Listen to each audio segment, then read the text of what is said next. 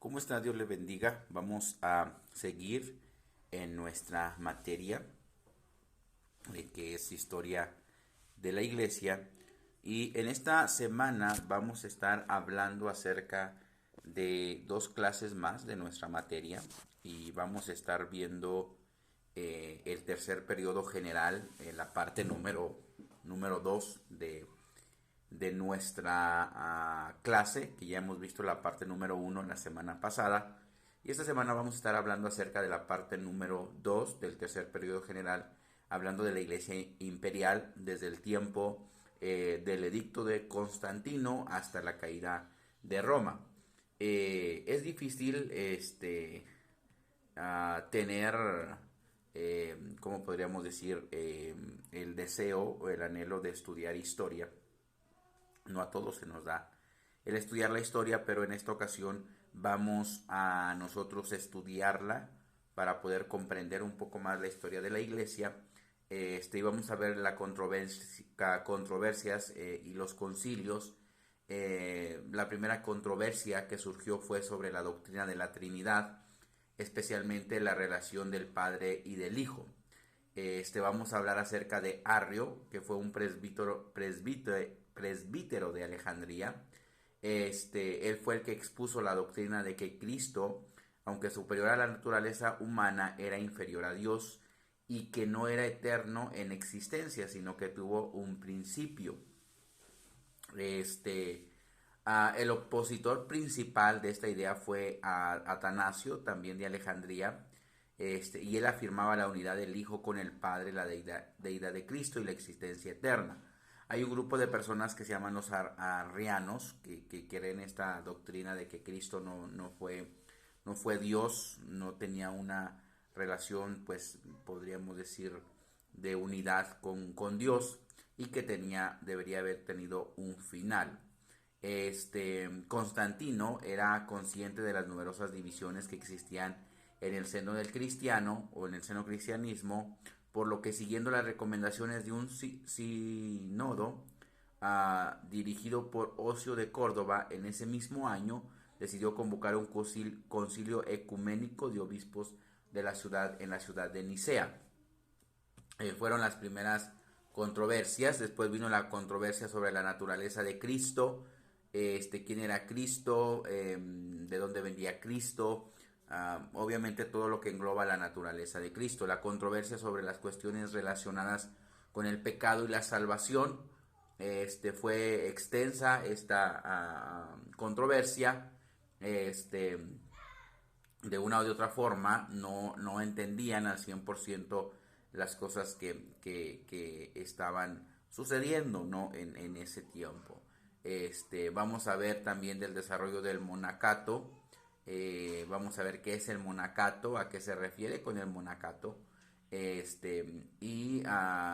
Vamos a ver muchas de las cosas que quizás no conocemos, pero que nos ayuda para conocer un poco más la historia de la iglesia en este punto, ¿no? Entonces vamos a ver que los estados gobernados por autoridades no elegidas, o que había estados gobernados por autoridades no elegidas, sino por una autocracia. Una autocracia es una país o un lugar donde se imponen las leyes, se imponen los gobernantes. Y era un estado gobernado por autoridades elegidas. No era un estado por autoridades elegidas, sino por autocracia, donde un emperador gobernaba con poder absoluto. Y esto era natural, que la iglesia se gobernara de la misma manera. O sea, la iglesia agarró esa misma costumbre de no ser democrática, sino autocrática, por un jefe. En todas partes los obispos gobernaban las iglesias, pero la pregunta surgía constantemente: ¿quién gobernaría a los obispos? Entonces ahí es donde surge lo que es un estado autocrático en la iglesia. Y de una o de otra forma los obispos que presidían en ciertas ciudades pronto llegaron a llamarlos metropolitanos y después patriarcas.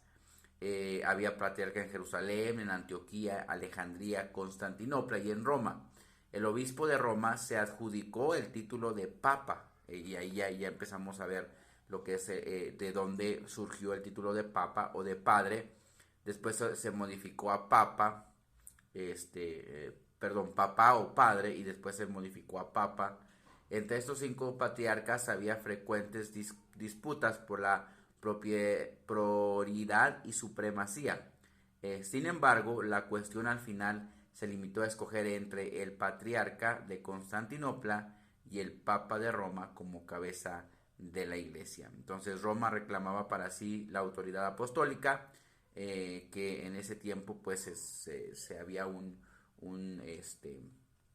desacuerdo entre quién era el papa o quién tenía la autoridad de la iglesia. Ahí es donde surge lo que conocemos ahora como el papa, que después pues la iglesia católica romana se queda con se adjudicó ese título, eso que no le correspondía, pero de ahí surge, ¿no? De la forma en cómo hacer un gobierno autocrático mandado por una sola persona terrenal.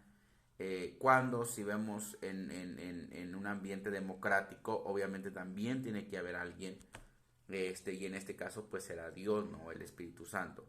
En el cuarto periodo de la Iglesia General vamos a ver la Iglesia medieval desde la caída de Roma hasta la caída de Constantinopla. Estamos ya en el cuarto periodo, y vamos a ver el proceso del poder papal, como ya vimos en el periodo anterior, que surge el papa a través de estas formas de gobierno autocrático. Y en este periodo de casi 1000 años nuestro interés se dirigirá a la iglesia occidental o la iglesia latina.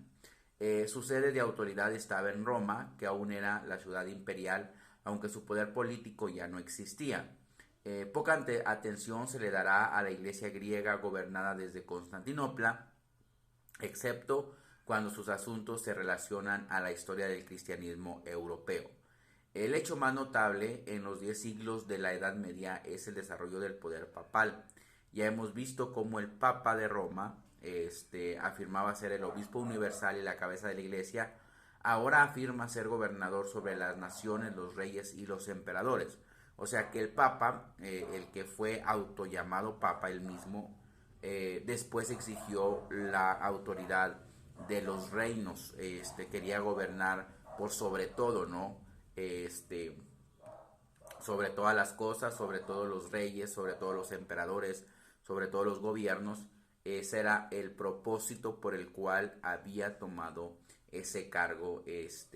Entonces, podemos decir que de cierta forma tomó una autoridad que no le correspondía, que no era de él, pero que después ya se va en aumento y ahora quiere controlar hasta los gobiernos. Eso es lo que vamos a ver en nuestras clases, en la clase número 10 y la clase número 11 de esta semana, y espero y comprendamos y entendamos y aprendamos un poco más de la historia de la iglesia y cómo es que surge cada una de las cosas que ahora conocemos. Dios te bendiga, Dios te guarde y nos vemos en la próxima semana. Bendiciones.